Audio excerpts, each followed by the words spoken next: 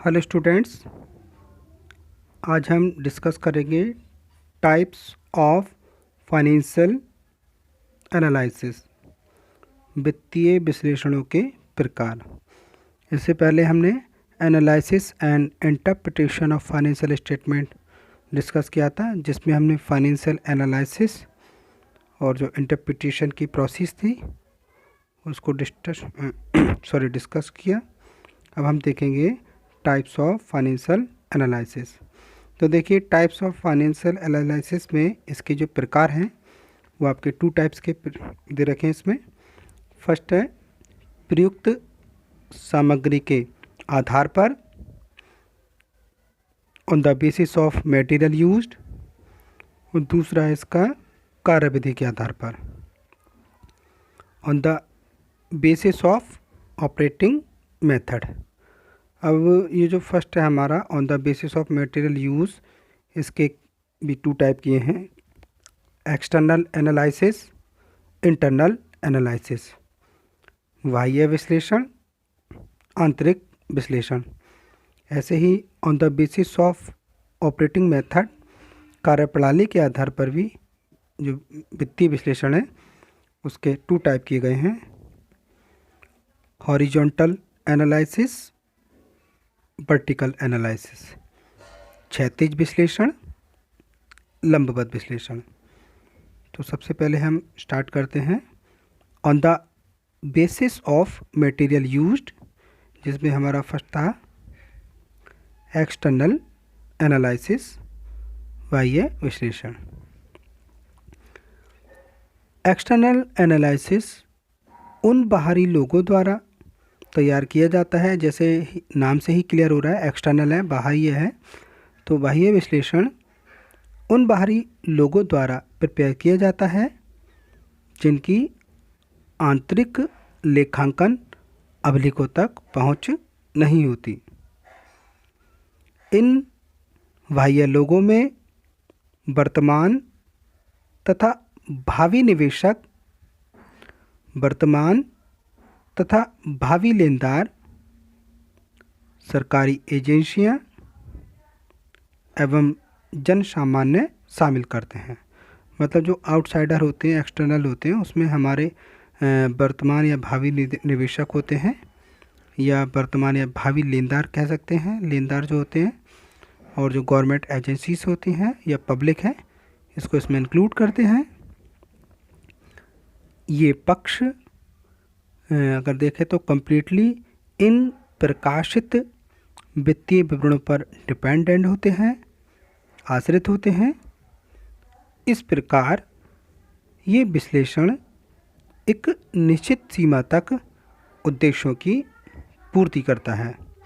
अब इसका second step देखेंगे, इंटरनल एनालिसिस, आंतरिक विश्लेषण।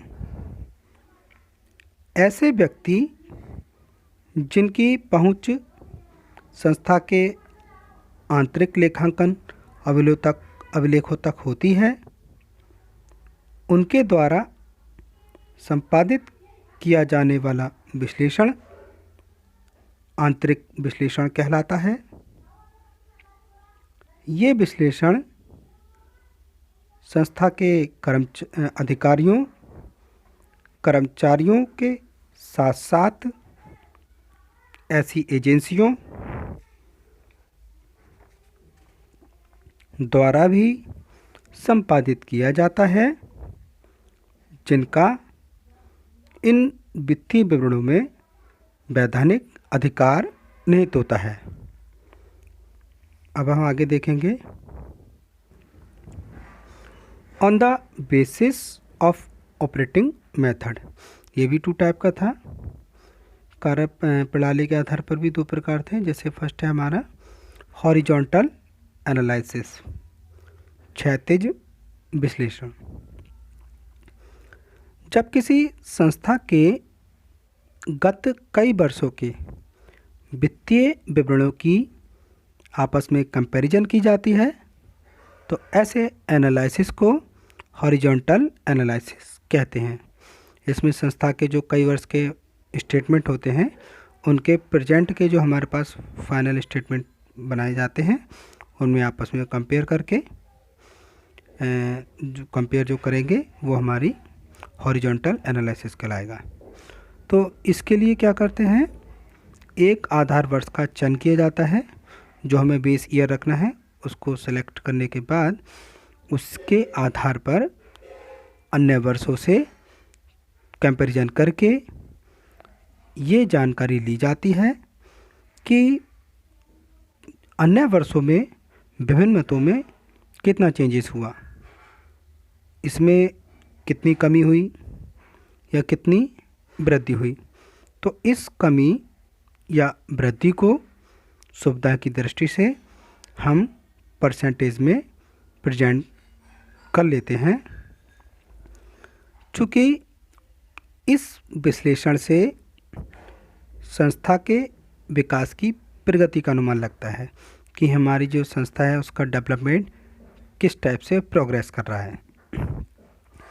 इस विश्लेषण को गत्यात्मक विश्लेषण, डायनामिक एनालिसिस, कंपैरेटिव स्टेटमेंट, तुलनात्मक विवरण एवं ट्रेंड परसेंटेज, प्रवृत्ति विश्लेषण, क्षैतिज विश्लेषण में प्रयुक्त किए जाने वाले महत्वपूर्ण औजार शामिल होते हैं।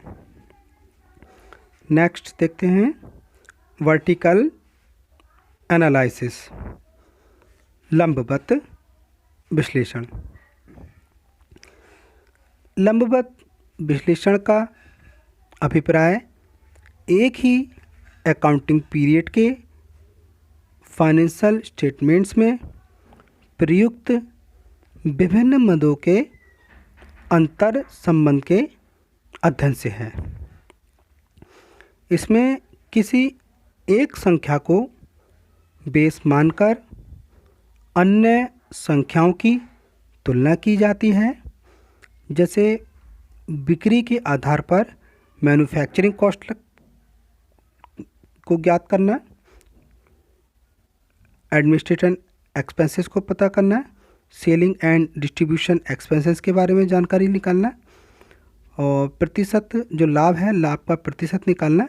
तो ये जो हम निकालते हैं ये वर्टिकल एनालिसिस कहलाते हैं।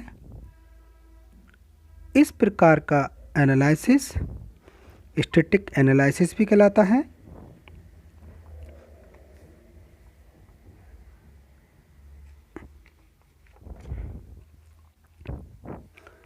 सामान्य आकार वाले विवरण मीन्स कॉमन साइज स्टेटमेंट्स और फाइनेंशियल रेशोज, वित्तीय अनुपात लंबवत विश्लेषण में प्रयुक्त किए जाने वाले औजार कहलाते हैं।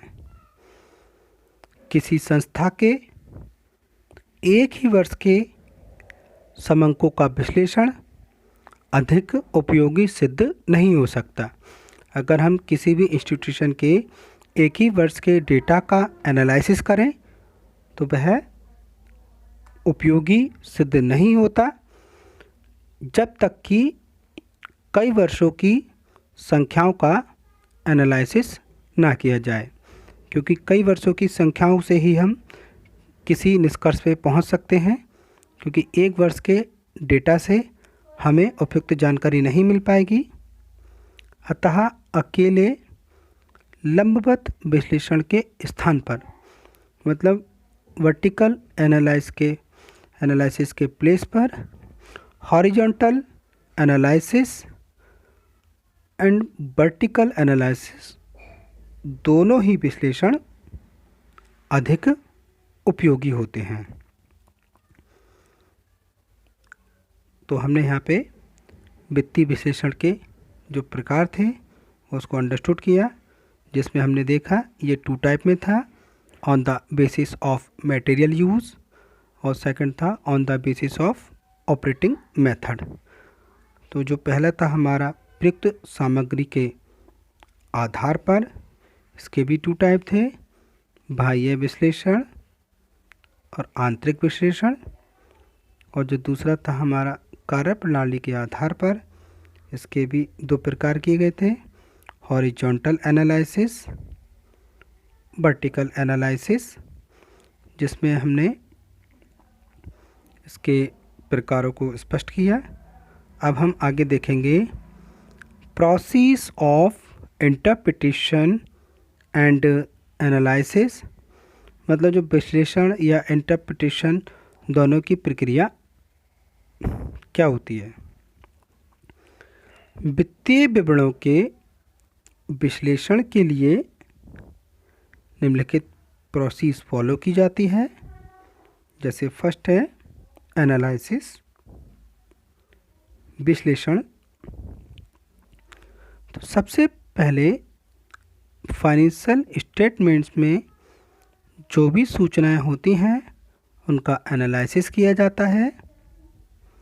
इसके लिए वित्तीय विवरणों में दिए गए तथ्यों का अवलोकन कर ये ज्ञात किया जाता है कि कौन से फैक्ट जनरल हैं और कौन से फैक्ट स्पेशल हैं या अधिक महत्वपूर्ण हैं। फिने एवं मिलर के शब्दों में देखें, वित्तीय विवरण विश्लेषण में कुछ निश्चित योजनाओं के आधार पर जो फैक्ट हैं उनका डिवीज़न करना, निश्चित दशाओं के अनुसार उनकी वर्ग में रचना करना और सुविधाजनक एवं सरल पाठ्य एवं समझने योग्य रूप में उन्हें प्रस्तुत करना है। तो इस प्रकार फिने एंड मिलर ने इसके बारे में डिफ़ाइन किया है। ऐसे ही जॉन मायर बताते हैं, वित्तीय विश्लेषण व्यापक रूप से किसी व्यवसाय में विवरणों के अकेले समूह द्वारा प्रकट किए गए विभिन्न वित्तीय कारकों के बीच संबंधों और विवरणों की एक श्रृंखला में दर्शाए गए इन कारकों की प्रवृत्तियों का अध्ययन है। तो आज की वीडियो में बस इतना ही। Thank you very much students.